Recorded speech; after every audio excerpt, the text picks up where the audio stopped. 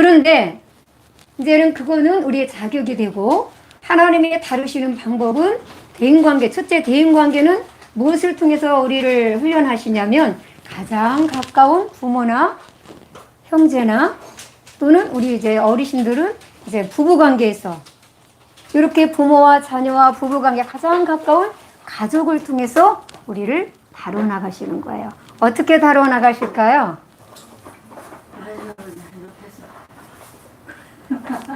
찔리는 가시가 되고, 때에 따라서 우리 속을 뒤집어 놓기도 하고, 때에 따라서는 억울하게 막 그냥 없는 말을 만들어 지어내서 억울한 누명을 씌우기도 하고, 이러한 단계를 통해서 우리를 다루어 나가신다는 거예요. 근데 만약에 이러한 막 억울한 말을 듣고 우리 막 떼수강 그 송곳으로 막 우리를 찌르는 말을 듣게 되면 어떻게 돼요? 본능적 단계에서는 화가 나가 되겠죠. 그 다음에 윤리적 단계로 들어오면 뭐야, 이건 저렇고 이건 이렇고 옳고 그름에 우리가 판단하고 따지게 되겠죠. 그 다음에 진리적 단계는 하나님이 이걸 통해서 말씀을 순종을 하는구나. 거기까지는 되지만 그러나 순종하는 단계, 깊은 단계까지는 들어가지 못하는 거. 그러나 이제 생명 단계 오늘 들어왔어요. 생명 단계에 들어오면 무엇을 우리가 깨닫게 돼요?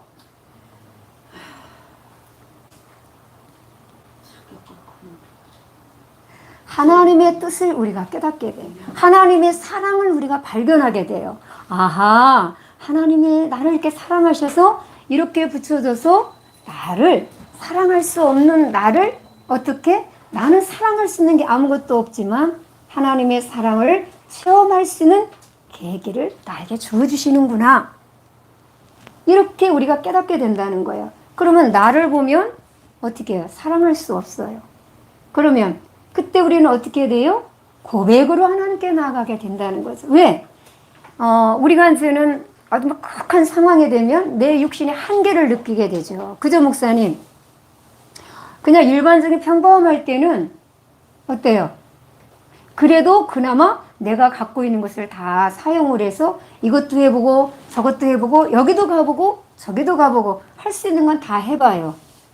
그런데 결국은 어떤 극한 상황에까지 인간의 그 한계를 느낄 때가 다다르면 그때 비로소 나를 내려놓고 어떻게? 하나님께 고백으로 우리가 나가게 된다는 거죠. 그러니까 첫째는 우리가 중요한 것은 하나님의 뜻을 아는 것이 중요하다 그랬어요. 언젠가 제가 말씀드렸죠? 박철수 목사님께서 금요 기도회 때 기도란 무엇이냐라고 말씀하시면서 기도란 이것 주세요. 이렇게 해주세요. 저것 주세요가 아니라 하나님의 뜻을 구하는 것이 기도다. 저 굉장히 그 말씀에 도전을 많이 받았어요. 그래서 어떤 문제가 닥쳤을 때 어떤 사건이 딱 우리 앞에 딱 닥쳤을 때 그때는 하나님의 뜻을 묻는 거라. 기도란 하나님의 뜻을 묻는 거다. 그러면 또 기도란 무엇이냐? 말씀이라는 거죠. 왜? 하나님의 말씀은 누구예요? 태초에 말씀이 계시니라. 이 말씀이 하나님과 함께 계셨으니 이 말씀은 곧 하나님이시니라. 저는 요즘에 우리 손녀딸하고 예배 드릴 때 계속 이걸 강조해요. 요한복음 1장 1절에서 3절까지 있는 말씀을. 왜? 그 안에 삼위일체가 다 들어있거든요. 그 다음에 말씀이 육신이 되어 우리 가운데 거하심에 말씀이 육신이 돼서 우리 가운데 오신 분이 예수님이거든요. 하나님이 우리를 사랑하셨는데 그 사랑의 증표가 무엇이냐? 하나님 자신이 우리의 육신의 몸을 입고 죄인의 몸을 입고 이 땅에 오신 것이 하나님의 사랑의 증표라는 거예요. 아멘이죠? 내가 믿어지지 않으면 아버지 나 이거 정말 믿어지지 않아요. 믿게 해주세요. 저는 말씀을 읽으면서 제 마음에 확 부딪히면 금방 그건 체험된 거예요. 말씀을 읽을 때 막 레마로 온 건 체험된 거야. 근데 그 체험됐다고 그것이 순종에까지 가진 않거든요. 그 말씀이 순종하는 단계까지 가려면 하나님 앞에 고백으로 나아가야 된다는 거예요. 그래서 저는 그 말씀을 장롱에도 붙이고 또 막 노트에다가 기록하고 조그마한 단어 저기 노트에다가 막 기록하면서 갖고 다니면서 암송하고 그러면서 그 말씀을 암송하고 붙들고 그 말씀이 내 안에서 이루어질 때까지 순종할 때까지 그 말씀을 붙들고 기도했습니다. 근데 그것이 짧게 이루어질 때도 있고 아주 긴 시간에 이루어질 때도 있어요. 그렇다고 막 한꺼번에 다 되는 건 아니더라고요. 그런데 저희 남편과의 관계에서 우리 청년들은 참 이것이 실제로 다가오지 않을 거예요. 남편과의 관계에서 원수 맺었던 그 관계에서 정말 사랑하는 그 단계에서 이제 저의 모습을 보게 되었잖아요. 아, 왜 남편을 사랑하고 싶은데 왜 사랑이 안 되나? 그럴 때 하나님이 저의 모습을 보여준 모습이 어떤 모습이냐? 아, 내 안에 악성, 독성, 죄성이 가득하기 때문에 하나님 남편을 그렇게 사랑하지 못하는구나. 내 안에 교만이 있기 때문에 사랑하지 못하는구나. 그러면서 그 단계가 있더라고요. 사랑하는 단계가. 첫째는 현실을 그대로 받아들이는 거예요. 그냥 사랑해야 사랑이 되는 게 아니더라고요. 첫째는 받아들이는 거예요. 남편이 있는 모습 그대로 받아들이고, 그 다음에 어떻게 인정했으면 이제 첫째는 인정하는 거예요. 그리고 내가 내 힘으로 사랑할 수 없다는 걸 인정하는 거예요.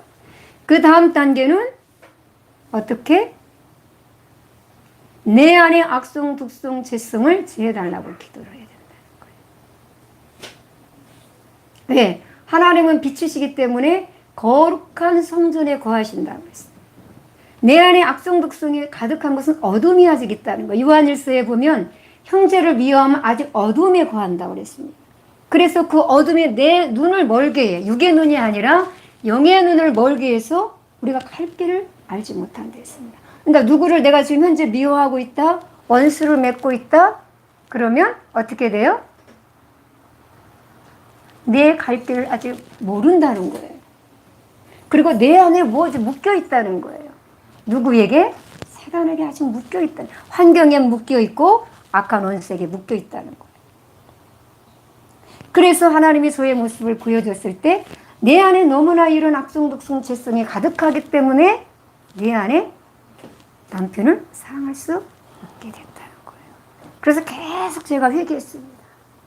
하나님, 내 안에 이 악성, 독성. 근데 이것이 그냥 어느 날 이렇게 악성, 독성, 죄성이 이렇게 형성된 게 아니더라는 거예요. 어머니의 모태에서부터 이미 형성되어져 나왔다는 것을 깨닫게 해주신 거예요. 왜? 저희 어머니가 저를 죽이려고, 모태에서부터 죽이려고 뭐 여러 가지 방법을 다 동원했다고 그래요. 높은 데서 떨어지기도 해보고, 간장을 먹으면 떨어진다 그랬으니 간장도 먹어보고, 높은 데서 굴러 떨어지거든요. 이미 이 태아는 그거를 다 감지하고 이미 이 안에서 반항하는 마음, 악성성, 아, 엄마가 나를 버리는구나. 인지를 하지 못하지만 무의식적으로 그거를 안다는 거예요. 그래서 이미 모태에서부터 그것이 형성되어졌다는 거예요. 이 교만도 이미 거기에서부터 형성되어졌다는 거예요. 그리고 반항하는 마음도 이미 모태에서부터 형성되어져서 나왔다는 그것을 보여주시더라고요. 그래서 이제는 하나님 앞에 말씀을 붙들고 기도를 하기 시작을 했죠. 그래서 대적하고 성령님의 도우심을 구하고 회개하고 그 앤드류 머레이라는 겸손이라는 책을 보면 마지막 결론이 그거예요. 왜 우리가 영적 침체에 빠지느냐? 우리 청년들도 영적 침체를 경험해 봤는지 모르겠어요. 저는 청년 때부터 그거를 경험을 해봤어요. 그래서 어떻게 하면 내가 이 교만한 데서 자유함을 얻을까? 그래서 저는 겸손이라는 책을 사봤어요. 그런데 그렇게 되지 못했어요. 겸손해지지 않았어요. 그 다음에 제가 목회를 하면서 그때도 여전히 영적 침체 가운데 어떻게 하면 이거를 회복할 수 있을까? 고민하면서 이제는 기독교 서점에 가서 영적 침체라는 로이드 존스가 쓴 책이 있어요. 거기도 마지막 결론이 왜 우리가 영적 침체에 빠지느냐? 교만하기 때문이다. 그 다음에 말씀에 또 그렇게 기록이 되어 있습니다. 그래서 저는 이제는 이 말씀을 붙들고 기도하기 시작해요. 그러니까 첫째는 대적하라는 거예요. 내가 지금 교만한 것을 하나님이 깨닫게 해주셨느냐? 그러면 아무것도 구하지 말고 내 안에는 교만을 제해달라고 3개월만 기도하라. 그래서 저는 이제는 신앙 서적 같은 거 다 내려놓고 오로지 말씀만 읽으면서 내 안에 교만을 제해달라고 기도하기 시작을 했어요. 왜? 교만은 곧 죄고, 죄는 죄의 배후는 누가 있어요? 마귀가 있기 때문에 그렇다는 거예요. 교만이 뭐예요? 하나님보다 높아지려고 했다는 거잖아요. 교만이 뭐냐? 하나님을 대적하는 거잖아요. 교만이 뭐냐? 순종해라는 거예요. 이 교만 속에 모든 죄가 다 포함되어 있다는 거예요. 그 안에 다 악성, 독성, 죄성도 있고 그 안에 반항심도 있고 그 안에 모든 죄의 근원들이 다 있다는 거. 그래서 내가 만약 지금 교만을 깨닫게 해주셨다? 그러면 계속해서 이 교만을 대적하고 교만을 제해달라고 기도하고 대적하고 회개하는 기도 있죠? 3번 대적하고 3번 회개하고. 이 모든 것이 육신이잖아요. 그죠? 내 배후에서 육신으로 자아가 뭐예요? 내가 주인으로 살고자 하는 거거든요. 이게 다. 하나님이 우리의 주인이잖아요. 그런데 내가 주인으로 다 사는 거예요. 이것이 하나님을 대적하는 거거든요. 자아가 뭐냐? 내가 주인으로 살려고 하는 게 자아거든요. 그래서 내 배후에서 육신으로 자아로 살도록 하는 이 더러운 원수마귀 더러운 귀신아 예수님의 이름으로 명하노니 나에게서 떠나갈지어다. 3번 대적하고 또 이제까지 나를 육신으로 또 자아로 내가 주인으로 살아왔음을 고백합니다. 영으로서 몸의 행실을 죽게 하옵소서. 이런 기도를 3번씩 계속 다른 기도 안 해도 이런 기도만 계속해서 하면 우리의 영이 깨끗해지는 걸 느껴요. 그러면 하나님이 불순종의 영을 제해 주시고 순종의 영을 부어줘요. 저는 말씀의 은혜를 받아 체험은 돼. 근데 이렇게 순종의 산까지 안 가는 거예요. 그래서 너무 그게 궁금했어요. 그런데 어느 날 하나님이 그걸 깨닫게 해주시더라고요. 4가지 밭. 길가밭. 말씀을 듣자마자 사단이 빼앗아 간다고 그랬어요. 둘째밭. 마음의 상처들이 너무나 많아. 그래서 조그마한 자갈들로 비롯해가지고 막 큰 바위까지 생겼어. 상처를 받으면 우리 마음이 굳어져요. 그 마음을 자꾸 닫게 돼. 그러면 어떤 말씀을 들어도 은혜 받는 것 같은데 뿌리를 내리지 못해. 그 다음에 가시덤불. 이거는 세상 염려, 근심, 걱정 막 내가 주인이 되어가지고 어떤 문제를 막 해결하려고 하니까 염려하며 근심할 수밖에 없겠죠. 그죠? 그 다음에 마지막 4번째 밭. 어떻게? 하나님이 굳은 마음을 제하시. 어떨 때? 회개하고 아까 원수마귀를 대적하고 회개할 때 하나님이 우리에게 부드러운 마음을 주시는 거예요. 그래서 그 부드러운 마음에 하나님이 말씀을 들을 때 첫째는 깨닫게 해주신다는 거예요. 깨닫는 건 이미 체험된다는 거예요. 그러면 체험된 말씀을 어떻게? 순종하는 단계까지 가는 거예요.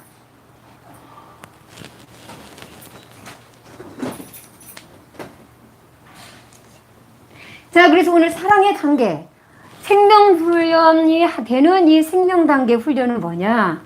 바로 사랑하는 훈련이라는 거. 그 다음에 이제 아까 2번째까지 했죠?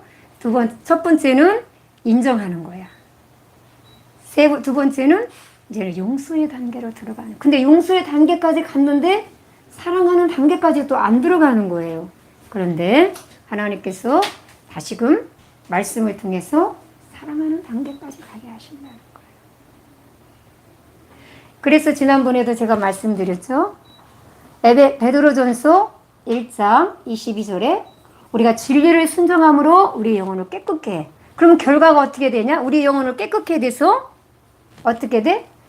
내 형제를, 내 이웃을 마음으로, 형식이 아니라, 머리가 아니라 마음으로 뜨겁게 사랑하게 된다. 베드로전서 1장 22절을 누가 한번 찾아보면 좋겠어요. 베드로전서 1장 22절.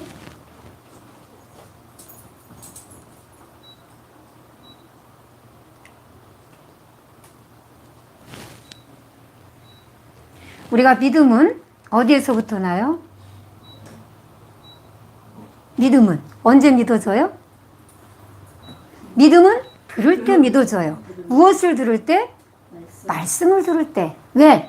말씀은 생명이시고 우리 안에서 일어나 운동하셔. 이 말씀은 누구세요?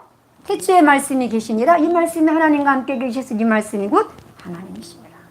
하나님 자신이세요. 그러나 이 말씀, 이 성경 66권이 그게 전체 다 하나님이라고 우리가 표현할 수는 없는 거예요. 왜? 우리에게 그 말씀 속에서 하나님을 만나도록 그 말씀을 이렇게 주셔요. 자, 베드로전서 1장 22절. 네. 읽어보겠습니다. 시작. 너희가 진리를 순종함으로 너희 영혼을 깨끗하게 하여 거짓이 없이 형제를 사랑하기에 이르렀으니 마음으로 뜨겁게 피차 사랑하라. 아멘. 거짓이 없다는 거예요. 사랑이요. 거짓이 없다는 것은 어둠이 없다는 거예요. 거짓의 아비가 누구예요? 마귀잖아요. 그 거짓이 없는 사랑으로, 그리스도의 사랑으로, 하나님의 사랑으로, 나를 부인한 사랑, 나를 부정한 사랑, 그 사랑으로 어떻게? 형제를 사랑하라. 어떻게 할 때? 하나님의 말씀 앞에 내가 순종할 때. 자, 그러면 함께 읽어보도록 하겠습니다. 그 밑에 세 번째 단락입니다. 198페이지 세 번째 단락. 성령님의 시작.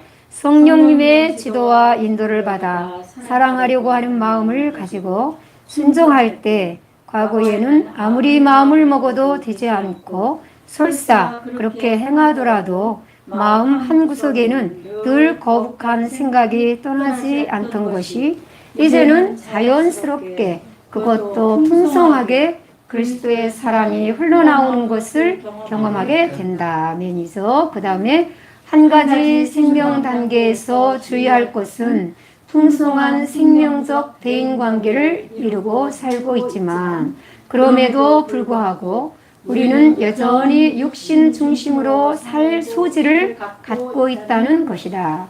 과거에 비하면 참으로 많이 온전해졌지만 그러나 우리가 주님과 같이 완전해지지 않았다는 사실을 늘 염두에 두어야 한다. 그렇지요.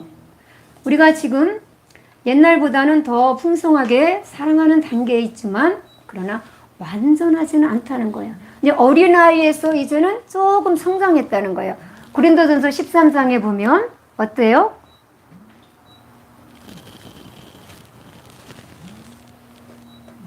신경 쓰이죠? 괜찮아요? 응. 우리가 고린도전서 13장에 보면은 어떨 때 어린아이에 머물러 있어요? 사랑하지 못할 때 어린아이에 머물러 있다 그랬어요. 그러나 장성한 사람이 되어서는 어떻게? 사랑할 수 있다는. 거기에는 그렇게 표현되어 있지 않지만 사랑은 쭉 설명하죠. 오래 참고 온유하고 이렇게 쭉 자랑하지 아니하고 쭉 설명하면서 마지막 단계에서는 그렇게 내가 어렸을 때에는 사랑하지 않았다. 그러나 장성한 사람이 되니까 주께서 나를 보신 것 같이 내가 주님의 얼굴을 본다. 그게 바로 요한일서에 우리가 형제를 사랑하지 못하고 영의 눈이 어두워 주님을 만날 수가 없어. 하나님을 만날 수가 없어. 말씀도 체험하기가 어려워. 그런데 내 형제를 사랑할 때 그 안에 누가 계셔요? 하나님이 거하신다.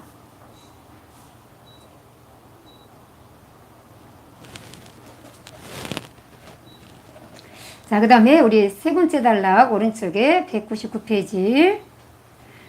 자, 늘 우리는 완전하지 않다는 것을 늘 염두에 두고 늘 근신하는 마음으로 하나님의 말씀을 붙들고 말씀으로 살도록 기도해야 된다. 말씀 붙들고 기도해야 된다. 왜냐하면 이렇게 해주세요, 저렇게 해주세요. 그거는 육신의 기도라는 거예요. 우리가 기도해야 될 것은 하나님의 뜻을 구하고 어떻게 하면 또 이웃을 구할 때도 하나님 이웃을 어떻게 기도할까요? 또 우리가 말씀을 순종할 때도 어떻게 순종해야 될까요? 구체적으로 하나님께 여쭤봐야 된다는 거예요. 제가 그랬잖아요. 처음에 영성원 와서 첫날도 한마디도 기도 못했어요. 두 번째도 한마디도 못했어요. 두 번째 날 마지막 깨달은 것이 아하, 어떻게 기도해야 될까요? 라고 묻게 됐다 그랬잖아요. 내가 그동안 했던 모든 기도는 다 육신의 기도였다는 거예요. 그래서 그것을 다 내려놓기를 하나님이 원하셨다는 거예요. 그래서 지금은 이제 영성원에 들어서 다시 영성으로 입혀지려면 먼저 묻는 훈련을 해야 된다라고 그렇게 가르쳐 주셨어요. 그 다음에 세 번째 단락.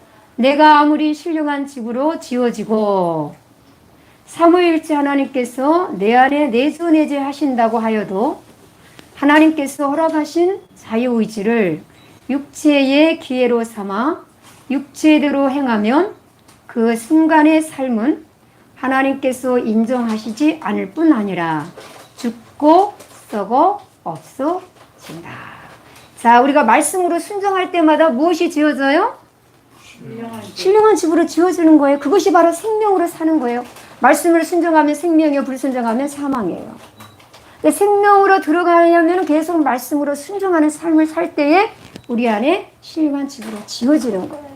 그러면 삼위일체 하나님이 내 안에 내주 내제 하신다. 그럼에도 불구하고 하나님이 허락하신 우리의 자유의지를 늘 어떻게 들어야 된다는 거예요. 그것을 남용하지 말라는 거예요. 내 육체의 유익을 위해서 살지 말라는 거예요. 남용하지 말고 어떻게 하나님의 영광을 위해서 그것을 들어야 된다는 거예요. 우리의 자유의지를 하나님 앞에 들어야 된다는 거죠. 그렇지 않으면 이 모든 것이 다 사망으로 흘러간다는 거죠. 그 다음에 네 번째 단락입니다. 우리 말씀 히브리서 6장 7절에서 8절 말씀 함께 읽겠습니다. 히브리서 6장 7절에서 8절 말씀 시작. 땅이 그 위에 자주 내리는 비를 흡수하여 밭가는 자들의 쓰기에 합당한 채소를 내면 하나님께 복을 받고 만일 가시와 엉겅퀴를 내면 버림을 당하고 저주함에 가까워 그 마지막은 불사름이 되리라. 아멘.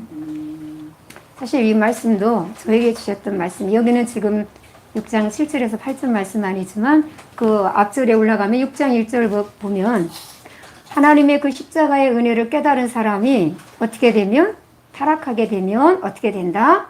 이렇게 된다는 거예요. 버림을 받는다. 그러나 어떻게? 우리 안에 가시덤불 엉겅퀴를 다 제하고 딱딱하게 굳은 마음을 회개함으로 다 제하고 돌 같은 마음을 회개함으로 투설함으로 하나님의 은혜로 다시금 우리 마음이 부드럽게 되어진다면 어떻게? 하나님이 다시금 어떻게?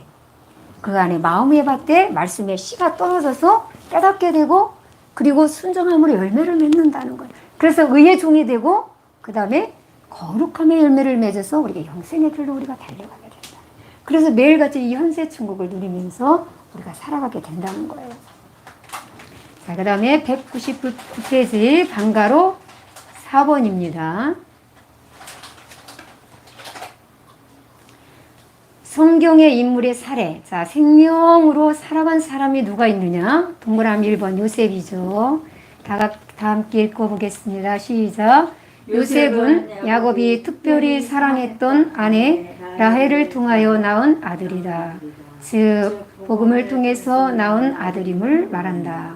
우리가 신령적인 차원에서 승리할 수 있는 왕이 되려면 복음으로 변화를 받아야만 한다. 여기서 지금 왕이라는 게 뭘까요? 여기서 지금 왕이 되려면 복음으로 변화를 받아야 한다. 왕이라는 게 뭘까요? 여기서 요셉이 왕이 됐나요? 아니죠. 국무총리가 됐죠. 애굽 나라에. 이 왕이 된다는 게 뭐냐? 첫째는 나를 이기고, 그 다음에 환경을 이기고, 죄를 이기고 악한 원수마귀를 이기는 왕적인 이런 권세를 우리에게 하나님이 주셨다는 거예요. 어떤 단계에서? 생명 단계에서. 자, 왕이 되려면 복음으로 예수 그리스도로 말미암아 성령으로 말미암아 변화를 받아야 된다. 그래서 변화. 자, 변화를 받았으면 이제 훈련을 받고 있죠. 이 훈련을 통해서 성장을 하게 되죠. 무엇이? 우리의 영이. 영혼, 몸, 정신, 심리가 성장을 하게 되죠. 성장하게 되면 어떻게 있게 되죠. 성숙하게 되죠. 그 다음에 장성한 예수 그리스도의 믿음의 분량에까지 자라고 그리스도의 거룩한 신부까지 우리가 그 신분으로 가게 된다는 거예요. 자, 그 다음에 세 번째 단락 그 끝에 하나님께서는 이와 같이 함께 읽어요.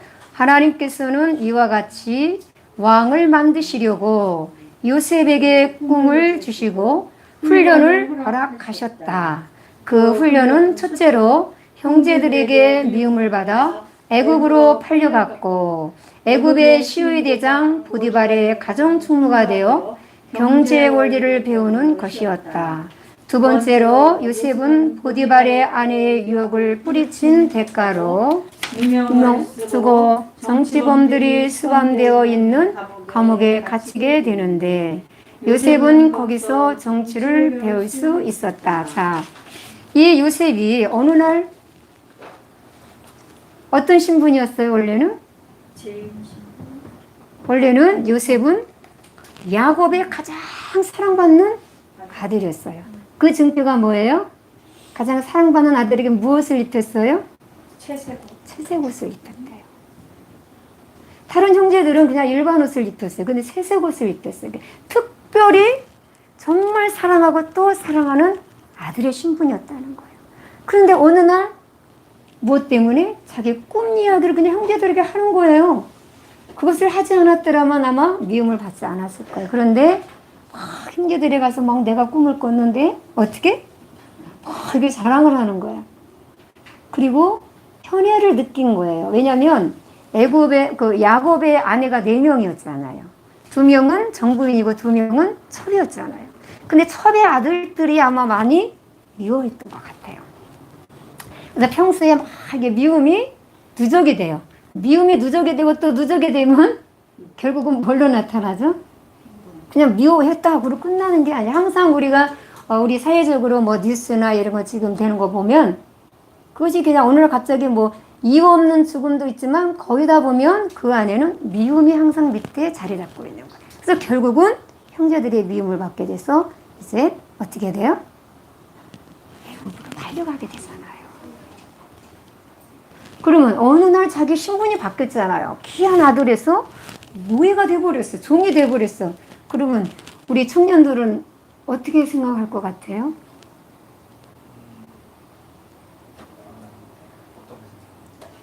아니 본인은 어떻게 생각할 것 같아? 예? 아니 그냥 지금 느끼는 그대로 네. 안 좋겠죠? 그냥 아이고 안 좋아 이렇게 될까요? 네, 아니요. 나는 죽을 것 같아요. 막 모든 걸 다 누리면서 살았는데 한 몸에 그 사랑을 다 받고 살았는데 자기는 종을 부리고 살았잖아요. 그런데 자기가 그 종의 신분으로 내려갔잖아요. 얼마나 죽고 싶겠어요. 그런데 요셉은 무엇으로 낳은 아들이에요? 본문에 있어요. 무엇으로 낳았다 그랬어요? 복음으로 낳았다는 거예요. 하나님의 예정을 입어서 복음으로, 하나님의 말씀으로, 약속대로 낳은 아들이라는 거예요. 그런데 이 요셉은 하나님의 뜻을 알았다는 거예요. 우리가 하나님의 뜻을 알면 그때서부터 이기게 돼요. 제가요, 막 남편을 미워하고 막 남편의 배신감 힘들어할 때는 1%도 이기질 못했어요. 그런데 그때 그래서 저의 정체성을 보게 됐어요. 저의 영적인 상태를 보게 됐어요. 그리고 왜 이런 일이 닥쳤는지 그 뜻을 알게 됐어요. 하나님의 주권을 알게 됐어요. 어머, 그러니까 하나님이 이래서 이런 남편을 붙여줘. 하나님 남편이 이렇게 됐구나. 나를 사랑하셔서 그랬구나. 나를 하나님이 이렇게 다듬으시려고 그랬구나. 사랑할 수 없지만 그 사랑을 체험하게 하시려고 그랬구나. 하나님의 뜻을 알게 된 거. 그때서부터 막 이기게 되는 거예요. 하나님의 뜻을 알게 될 때부터 우리는 시험에서 이기게 되는 거예요. 아멘? 근데 요셉은 복음으로 낳은 아들이기 때문에 알았던 거예요. 그런데 그 과정에서 보면 처음서부터 알진 않았을 것 같아요. 그죠? 처음에는 많이 힘들었어요. 왜냐면 성경은 그냥 막 다 그대로 막 쫙 다 써놓은 게 아니라 비밀이야. 감추어져 있어. 이걸 캐내는 자만 알아. 진주와 같아. 그래서 이 영에 끼어있고 성령님께 묻고 성령의 감동을 받은 자만이 하나님의 말씀을 깨닫게 되는 거예요. 자, 그래서 이 요셉은 처음에는 많이 힘들었겠죠. 그러나 하나님의 뜻을 깨닫고 보니, 하나님의 섭리를 알고 보니 이기게 됐다는 거죠. 자, 그래서 외적으로 보면 두 번째 단락. 자, 외적으로 보면 요셉의 이러한 상황은 이해할 수 없는 것이다. 오로지 페이지 200페이지 둘째 단락. 오로지 하나님을 의지하고 하나님을 사랑한 대가가 현실에서 역설적으로 나타난다는 것은 요셉으로는 도저히 납득할 수 없는 것이었을 것이다. 그죠? 성경에는 나와 있지 않지만 분명히 요셉은 엄청난 환난과 고통 속에서 고뇌하였을 것이다. 그걸 뭘로 알아요? 결혼을 했어요. 요셉이 중무중리가 되고 아들을 낳았어요. 이름이 뭐예요? 첫째 아들이? 요셉의 첫째 아들. 굉장히 저도 헷갈릴 때가 있어요. 요셉의 첫째 아들은 미음으로 시작돼요.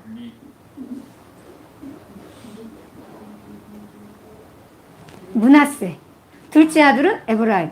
근데 첫째 아들을 낳고 이렇게 이름을 지었어요. 므낫세. 그 뜻이 뭐냐? 나의 모든 고난과 내 아버지의 모든 일들을 잊어버리게 하셨다. 그런 뜻이래요. 므낫세가. 그 이름 속에 얼마나 이 요셉이 얼마나 힘들었다는 것이 보여지더라고요. 거기에는 원망 불평이라는 성경에는 나와 있지 않지만 얼마나 고뇌하고 얼마나 그 고난 때문에 힘들어하면서 자신과 싸우면서 얼마나 자기가 하나님 앞에 엎드려서 기도했겠어요. 충분히 바뀌어졌으니까. 왜 하나님을 사랑하려고 하면 할수록 고통의 강도는 깊어만 갈까? 왜 깊어만 갈까요? 하나님이 우리를 사랑하는데 그 사랑으로 우리를 영성의 훈련의 출발점이 어디라 그랬어요? 고난이라 그랬잖아요. 사랑인데 그 사랑이 무엇으로?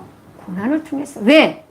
우리의 육신의 이 단단한 육신성은 그냥은 깨어지지 않는다는 거예요. 무엇을 통해서? 고난을 통해서. 우리 청년들 계속 고난, 고통 얘기하니까 그게 확 와닿지 않죠. 아직은 그렇게 많이 당해요. 그래요. 그럴 거예요. 그런데 이렇게 일찍 영성훈련을 받으니 얼마나 행복이에요. 저도 우리 청년을 보면 너무 부러워 진짜. 아우 내가 진짜 이렇게 영성훈련을 받았더라면 그 긴 시간을 허비하지 않았을 텐데. 정말 여러분이 부러워요.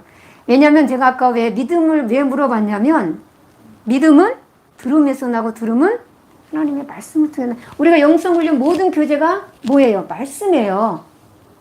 말씀을 여러분들이 어떻게 구체적으로 훈련을 받을 수 있는가를 자세하게 이 교재를 통해서 함께 공부하는 거예요. 이미 이렇게 젊은 나이에 들었잖아요. 이 들은 것이 우리 안에 차곡차곡 쌓여지면 여러분들이 이제 결혼하고 또 결혼하기 전에 직장을 가고 또 결혼하게 되고 그러면 어떤 고난이 닥쳤을 때 그때 이제 딱 말씀들이 기억나게 하시고 생각나게 하신다는 거예요. 그래서 말씀은 히브리서 4장 12절에 보면 말씀은 살아있고 예, 하나님은 말씀으로 계속 우리 말씀을 거시는 분이야. 그래서 이 말씀 우리를 계속 말씀으로 이렇게 다가와서 말을 걸으시는 거예요. 근데 이 말씀이 죽은 말씀이 아니라 우리 안에서 운동을 하는 거예요. 역사하는 거예요. 일어나는 거예요. 말씀이 막 일어나면 어떻게 돼? 우리 심령을 막 갈아엎는 거예요. 딱딱한 땅, 막 굳은 땅, 가시덤불 엉겅퀴를 막 갈아엎어가지고 어떻게? 부드러운 마음으로 우리를 바꿔주시는 거예요. 그게 성령의 이중적 사역에서 내적으로 역사하시는 성령의 역사라는 거예요. 성령의 이중적 사역 아직 안 배웠죠? 네. 성령의 역사는 두 가지로 역사해요. 하나는 내적으로, 하나는 외적으로. 내적으로 역사하는 건 우리가 물과 성령으로 말씀을 들을 때 물과 성령으로 거듭나게 해서 계속 우리의 속사람이 변하고 성장해가는 것이 성령의 내적인 역사하고 훈련이에요. 사역이에요. 그 다음에 외적인 것은 우리 육체에 성령의 권능을 부어 성령의 은사를 주셔서 계속 우리 깨닫게 하시고 그 깨닫는 지혜를 가지고 나를 보게 하셔서 도구가 돼. 심령의 성전을 줬는 도구가 되게 하셔. 그리고 말씀이 재료가 돼서 심령의 성전을 계속 지어져 가는 거예요. 말씀이 재료라는 것은 말씀을 순종한다는 거예요. 모든 결국은 말씀을 순종하는 삶으로 이끄는 게 영성훈련이에요. 계속 말씀을 순종해요. 말씀 앞에 나를 내려놓는 거예요. 내려놓는다는 건 자아 부정을, 자기를 부인한다는 거예요. 자아가 있으면 내가 주인으로 있으면 말씀을 순종할 수 없는 거예요. 내가 죽어야 사랑할 수 있고 말씀을 순종한다는 거예요. 하나님이 저에게 가르쳐준 것이 그거예요. 왜 사랑하지 못하느냐? 자아가 살아있기 때문에 그렇다. 내가 죽어야 내가 없어야 내 안에서 하나님이 주인이 되어서 하나님의 사랑으로 하나님이 사랑할 수 있게 해준다는 거예요.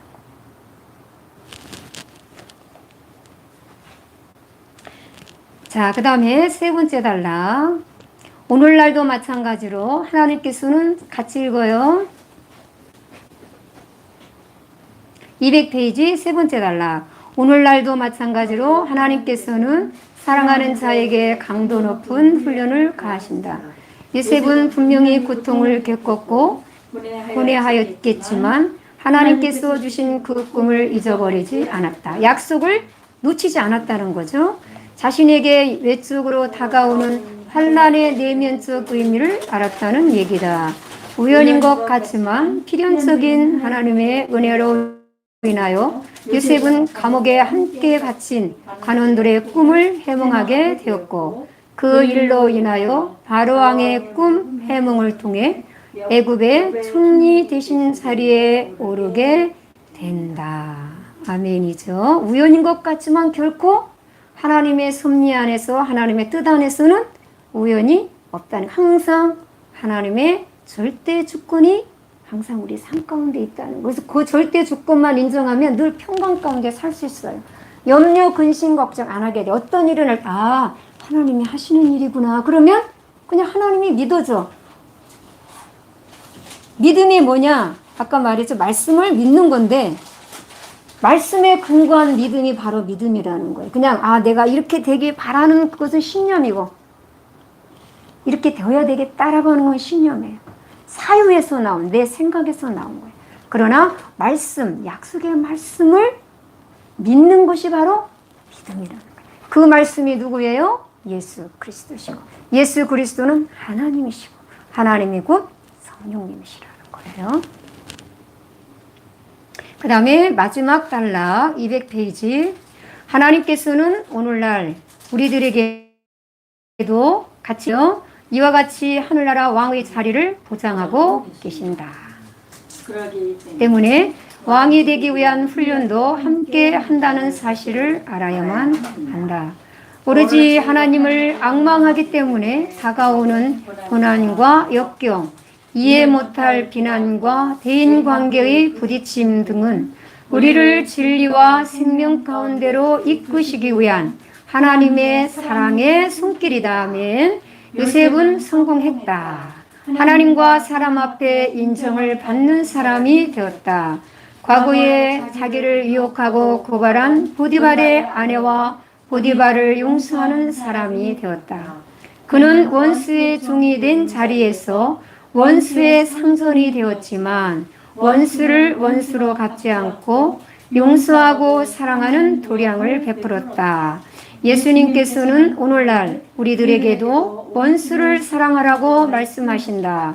그러나 원수를 사랑하는 것이 내가 마음먹은 대로 그렇게 쉽게 되는 일이 아니다.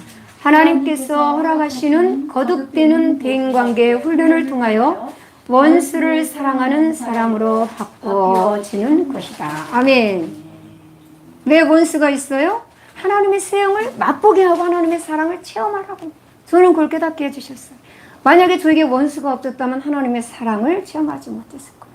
그런데 그 원수가 있었기 때문에 내 마음을 넓힐 수 있었고 하나님의 그 사랑을 체험하게 된 거예요. 그래서 하나님의 사랑으로 사랑할 수 있는 하나님의 사람으로 우리를 성장, 성숙, 장성케 하기 위해서.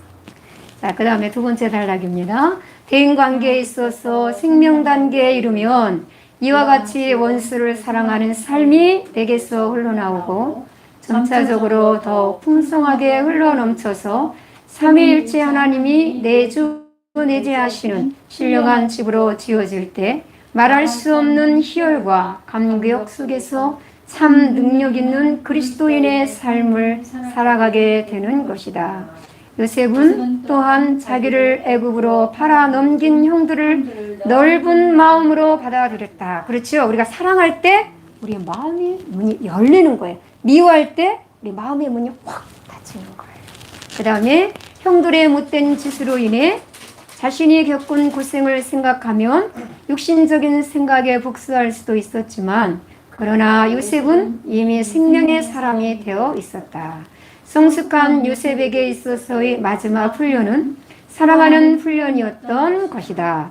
우리는 창세기 결말 부분에 나오는 요셉의 고백을 통하여 그의 성숙한 모습을 본다. 읽겠습니다. 요셉이 어디냐면요. 창세기 45장 1절에서 8절 말씀이에요. 함께 읽습니다. 시작. 요셉이 시종하는 자들 앞에서 그 정을 억제하지 못하여 소리질러 모든 사람을 자기에게서 물러가라 하고 그 형제에게 자기를 알리니 때에 그와 함께한 자가 없었더라. 요셉이 방성대곡하니 애굽 사람에게 들리며 바로의 궁중에 들리더라. 요셉이 그 형들에게 이르되 나는 요셉이라. 내 아버지께서 아직 살아계시니까. 형들이 그 앞에서 놀라서 능히 대답하지 못하는지라. 요셉이 형들에게 이르되 내게로 가까이 오소서. 그들이 가까이 가니 가로되 나는 당신들의 아우 요셉이니 당신들이 애굽에 판 자라. 당신들이 나를 이곳에 팔았으므로 근심하지 마소서. 한탄하지 마소서. 하나님이 생명을 구원하시려고 나를 당신들 앞서 보내셨나이다. 이 땅에 2년 동안 흉년이 들었으나 아직 5년은 기경도 못하고 수수도 못할지라. 하나님이 큰 구원으로 당신들의 생명을 보존하고 당신들의 후손을 세상에 두시려고 나를 당신들 앞서 보내셨나니 그런즉 나를 이리로 보낸 자는 당신들이 아니요 하나님이시라. 하나님이 나로 바로의 아비를 삼으시며 그 온 집의 주를 삼으시며 애굽 온 땅의 치리자를 삼으셨나이다. 아멘. 요셉을 애굽으로 판 자가 형이에요? 누구예요? 우리 청년들. 우리 청년 둘만 대답해 보세요. 형들이 팔았어요? 예. 그렇죠. 사실 형들이 팔았죠. 그러나 그 배후에는 누가 하셨어요? 하나님. 그래, 하나님이 하셨더라고. 요셉이 그걸 깨달은 거예요. 당신들이 나를 팔았다고 한탄하지 마소서, 근심하지 마소서. 나를 미리 애굽에 보내서 이 흉년 7년 동안 당신들을 먹여 살리고 그리고 우리들의 이스라엘의 이 민족을 통해서 누구를 오게 하시려고? 응? 이스라엘의 후손을 통해서 유다의 후손을 통해서 누구를 오게 하시려고? 생명을 계속 보존해서 예수 그리스도를 이 땅에 오게 하시려고 당신들의 생명을 보존하려고 나를 이곳에 보내셨나. 우리가 구속사적으로 이해하면 그렇다는 거예요. 성경을 이렇게 전체적으로 보면 그러니까 당신들이 보낸 것이 아니라 하나님이 보내셨으니까 염려하지 마소서.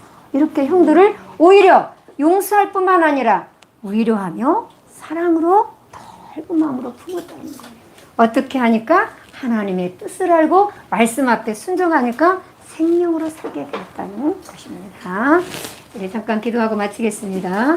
사랑의 아버지 하나님, 우리가 영성 훈련의 출발점은 고난을 통해서 하나님의 사랑이 고난을 통해서 우리의 딱딱하고 습득되어진 이 굳어진 우리의 육신성을 파쇄시키고 부드러운 마음 주셔서 하나님의 말씀 앞에 나를 묵종시키고 순종하는 의의 종이 되게 하시려고 오늘도 영성 훈련에 참석하게 하심을 감사드립니다. 생명의 단계에 이르러서 하나님 원수까지도 사랑할 수 있는, 그래서 의의 종이 될 수 있는, 거룩함의 열매를 맺을 수 있는, 영생의 길로 달려갈 수 있는 우리 모든 기본 가정, 우리 성장 가정, 우리 모든 사랑하는 주의 종들 되도록 축복하여 주심을 감사드리며 우리 구주 예수 그리스도 이름으로 기도드립니다. 아멘. 하나님께 영광입니다.